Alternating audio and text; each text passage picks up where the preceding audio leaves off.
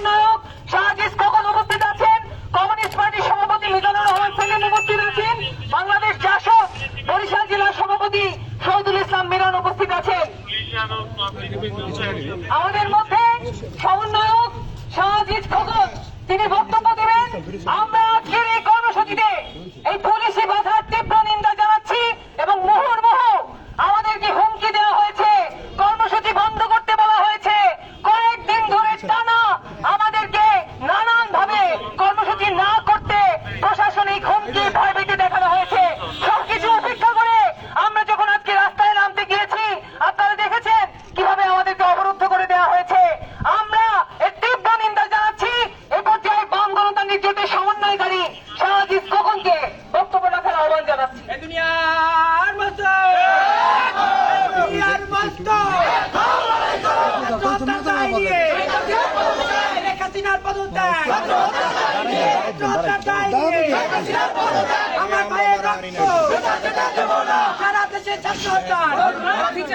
বিচার চাই করতে হবে, আমার ভাইয়ের রক্ত গণতান্ত্রিক জোট বিগত কয়েকদিন আগে যে ছাত্র হত্যা হয়েছে, ছাত্রদের যৌক্তিক আন্দোলন, কোটা সংস্কারের আন্দোলন, সেই আন্দোলনে সরকার দমন পীড়ন এবং প্রতিপক্ষ হয়ে দাঁড়িয়েছে। ছাত্রদের ন্যায্য দাবিকে উপেক্ষা করে তাদের উপরে হত্যা এবং চরম নির্যাতনের পথ তিনি বেছে নিয়েছেন, যেটিকে এড়ানো যেত।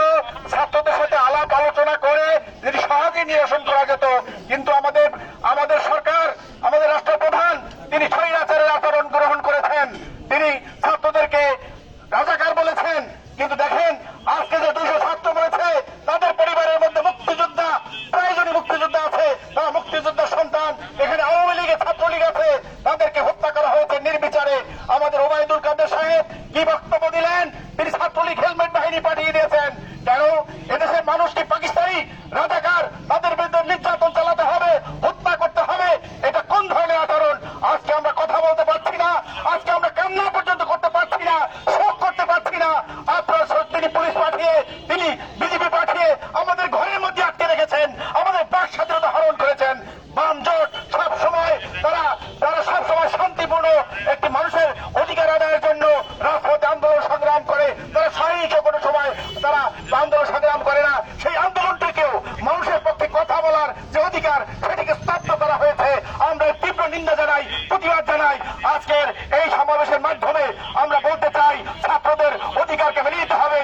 শেখ হাসিনাকে তার এই ছাত্রদের কাছে ক্ষমা চাইতে হবে, ওবায়দুল কাদের পদত্যাগ করতে হবে এবং স্বরাষ্ট্রমন্ত্রী পদত্যাগ করতে হবে। ছাত্রদের 9 দফা দাবি, সেটিকে শ্রদ্ধা জানিয়ে আপনি অচিরেই এই ছাত্রদের সাথে বসেন।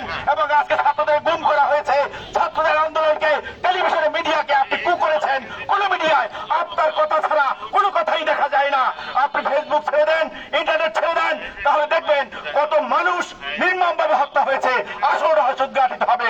আমরা সেই দাবি করে আজকের ছাত্র হত্যার এই শোক দিবসে আমাদেরকে স্তব্ধ করে দেওয়া হয়েছে, আমাদেরকে কথা বলতে দেওয়া হচ্ছে না, আমাদের মাইককে বন্ধ করে দেওয়া হয়েছে, আমাদের রাস্তায় নামতে দেওয়া হচ্ছে না, মানুষের কথা বলতে দেওয়া হচ্ছে না। এর তীব্র নিন্দা জানিয়ে আজকে এই সমাবেশে এখন বক্তব্য রাখছেন আজকে